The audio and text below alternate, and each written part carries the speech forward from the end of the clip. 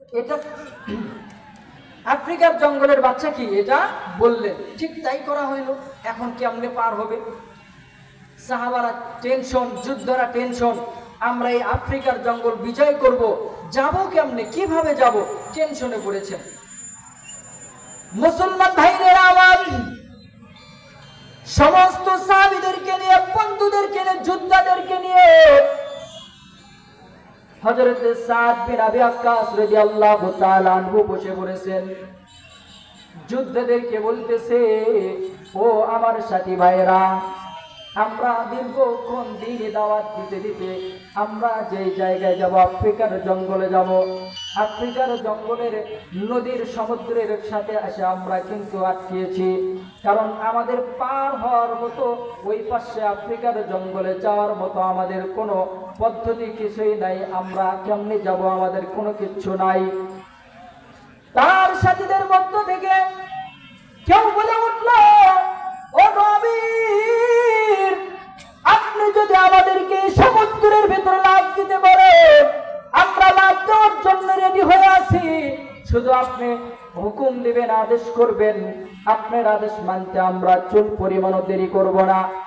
হযরত সাদ রাদিয়াল্লাহু তাআলা আনহু তার সাথীদেরকে বলল, তাহলে শোনো, আমি যদি বলি আল্লাহর নামে এই সমুদ্রের মতো যার যার ঘোড়া নিয়ে লাফ দিতে হবে, তোমরা কি রেডি আছো? সাহাবারা বলল, তার দোস্ত সাথীরা বলল, আপনি বলতে দেরি, এই সমুদ্রের ভিতরে আমাদের লাফ দিতে দেরি হবে না। সুবহানাল্লাহ বলে। তাদের তাওয়াক্কুল কেমন! হযরত সাদ বিন আবি ওয়াক্কাস রাদিয়াল্লাহু তাআলা আনহু তার সাথীদেরকে, তার বন্ধুদেরকে আদেশ করলো, তোমরা সকলে এই সমুদ্রের মধ্যে আল্লাহর নাম বলে তোমরা ঝাঁপ দাও। সুবহানাল্লাহ বলেন। সমস্ত সাথীরা, সমস্ত বন্ধুরা, সাহাবারা তাদের নিজ নিজ ঘোড়া নিয়ে ওই সমুদ্রের ভেতরে লাফ দিয়েছেন।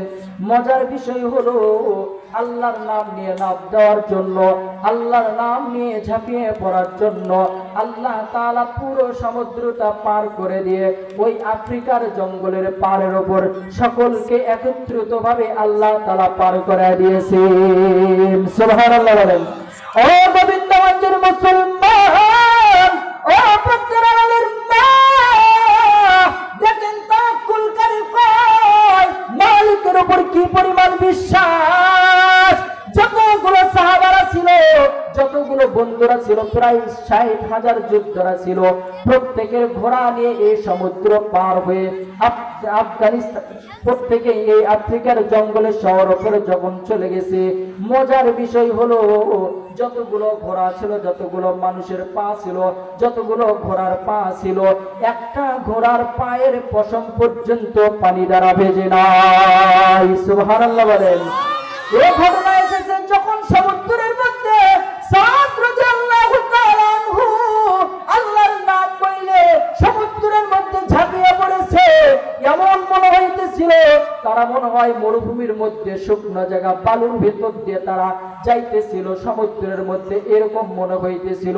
ওই পারে যাওয়ার পর সাদ রাদিয়াল্লাহু তাআলা আনহু তার দোস্ত, তার বন্ধুদেরকে বলতেছেন, যোদ্ধাদেরকে বলতেছে, ও আমার বন্ধুরা, তোমরা তো এই বিশাল বড় সমুদ্র পার হয়ে আফ্রিকার জঙ্গলের পাহাড়ের উপর দাঁড় হয়েছো, তোমাদের কি কারো কোনো বস্তু, কোনো জিনিস হারাইছে কিনা একটু দেখো দেখো।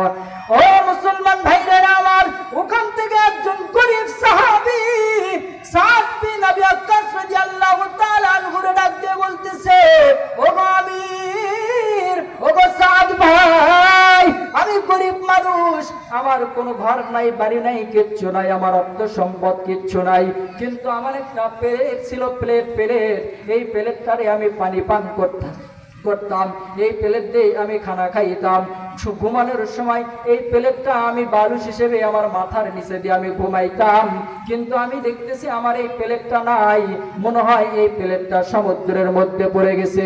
মুসলমান ভাইরা আমার, একথা বলার সাথে সাথে হযরত সাদ বিন আবি ওয়াক্কাস রাদিয়াল্লাহু তাআলা আনহু সমুদ্রের পাশে এসে দাঁড়ায় বলতেছে, এ সমুদ্রের পানি, তুমি যদি তোমার নিজের ইচ্ছায় চলতে থাকো তাহলে এই প্লেট তোমার কাছে আমি চাই না।